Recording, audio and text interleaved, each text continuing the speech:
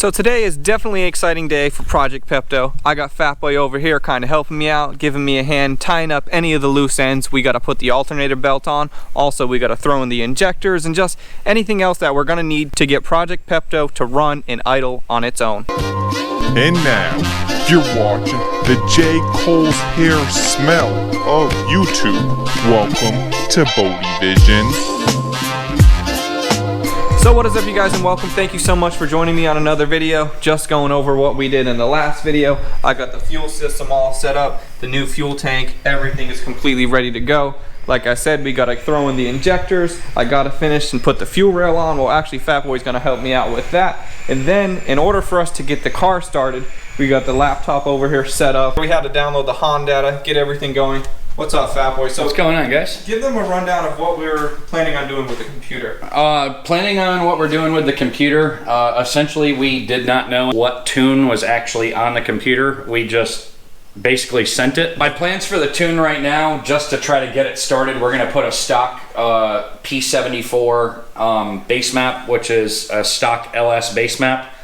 I'm gonna change the injector size over because we have no idea what tune's on the actual computer right now. And then make minor adjustments on the actual tune itself. Perfect. So we're just gonna go ahead and get the alternator belt thrown on, get the fuel injectors put in there, get the fuel rail put on, and then we'll start to mess with the tune.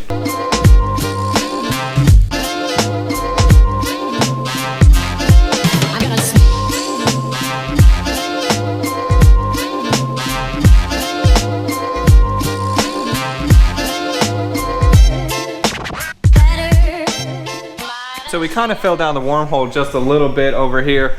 As you can see, the intake manifold is off, and actually the head definitely has some work done to it. Port and polish, it looks like. Now, Fatboy, why did we actually pull off the intake manifold? Pulled out the intake manifold because there was a couple connections on the back of this Victor X, which are right here. We have this one taped right now because I don't have another MPT fitting to go in here. Also, we didn't have the air intake temperature sensor on there, which we just installed. And being that this thing is so far down in the engine bay, it's relatively hard, when you're trying to get under here in a very small space to put that stuff on the back of the intake manifold. And since we were already at the point with the fuel rail off, that's the reason why we ended up deciding to take that off and make sure that all of these other connections were good to go. And of course we could have struggled and did it while it was in the motor. Like, it would have been just fine, but we wanted to pull it off to really take a good look at it, look at the gasket, look inside the head. And then now we found out that the head actually had something done to it. So. Right. So we didn't just pull it off. We know we could have done it in the car, but we just kind of want to go through everything and make sure we're being as thorough as possible. Yeah.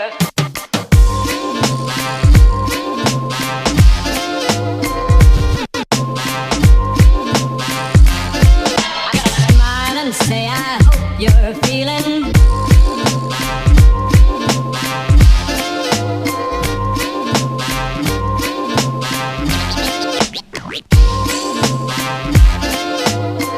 So today was just kind of a shorter day. So at the end of the day, we got the motor fired up, we got it running, but unfortunately we did not get it to run like how we wanted it to.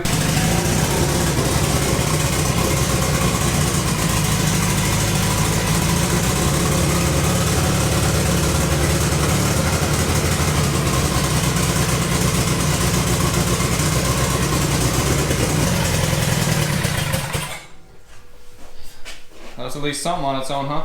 Yeah, right? We went through and I did put a tune on there, but we did get it to run, not 100%. We kind of really want it to be 100% where we can get it to idle. Right now it's only running when we have it about quarter throttle. We think that it might be a timing issue right now.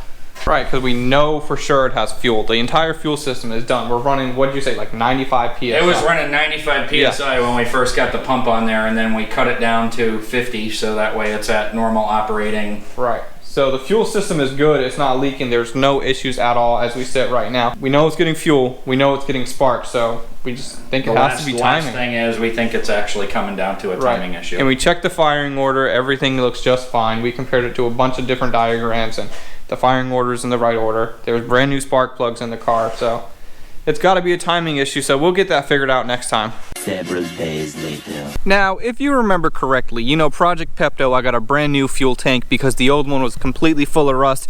It was really nasty and it was really gross. So that got me thinking, I want to cut into the old fuel tank and see what's inside of it. And also, Fatboy was over here the other day. We want to try to get the Integra to idle real nicely on its own. And then also, something coming up that we could be looking forward to is this.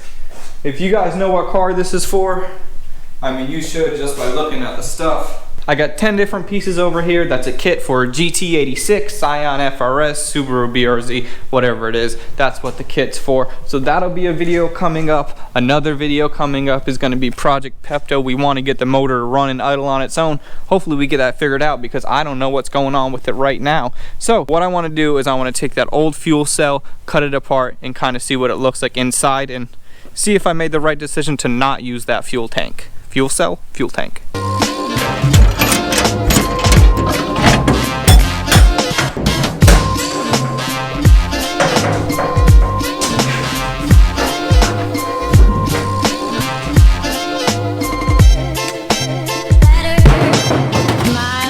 The game plan is I'm just gonna get my grinder out, get the Sawzall out, whatever helps me cut this the quickest, so that way we can just crack open the tank and then go from there. So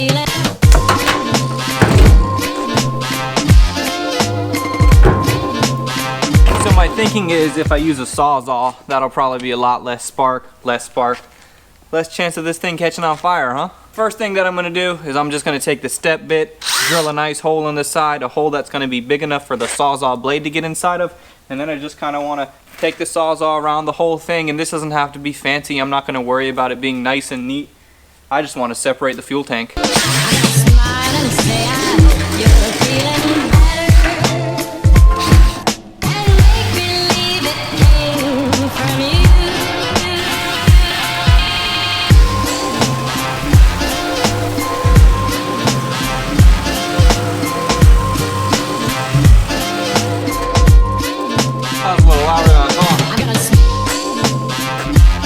Let's see.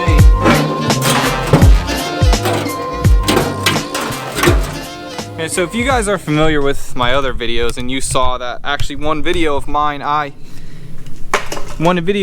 completely tried to pressure wash the tank, completely tried to clean it out 100% because I was still thinking I might want to use it.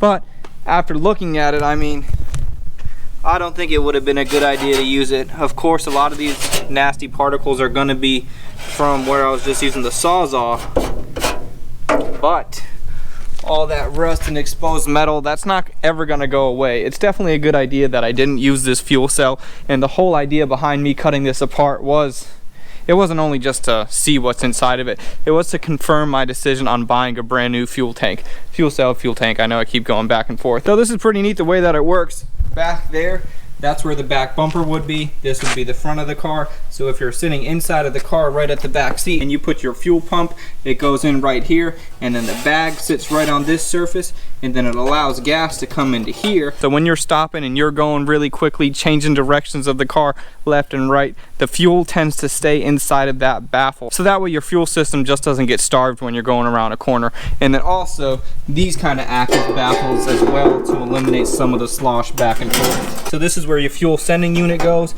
Again, slides right in and sits right inside of here. So that's pretty neat, pretty cool.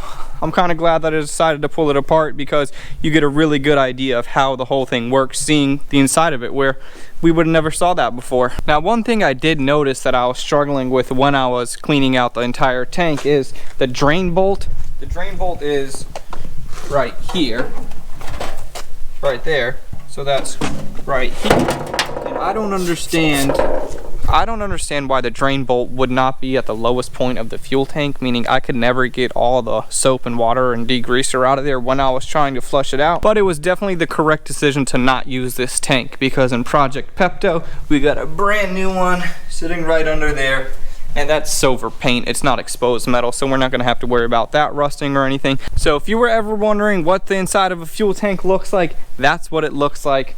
you and I both learned something today. So I know this video was a little bit short. Like I said, we got that stuff coming up to look forward to, so definitely subscribe to see what's going on with that. Also, I have some pretty cool stuff coming for the channel on the way, and I'm going to fill you in on everything once all that stuff gets here. So thank you guys so much for watching. Like this video, comment, subscribe, shout out to the notification gang. I haven't said what's up to the notification gang in quite a while, so if you're part of that notification gang, I want to see you in the comment section below saying notification gang, what's up. So thank you guys so much for watching. Like this video, comment, subscribe, do all the stuff. You know what it is, YouTube. I'm out.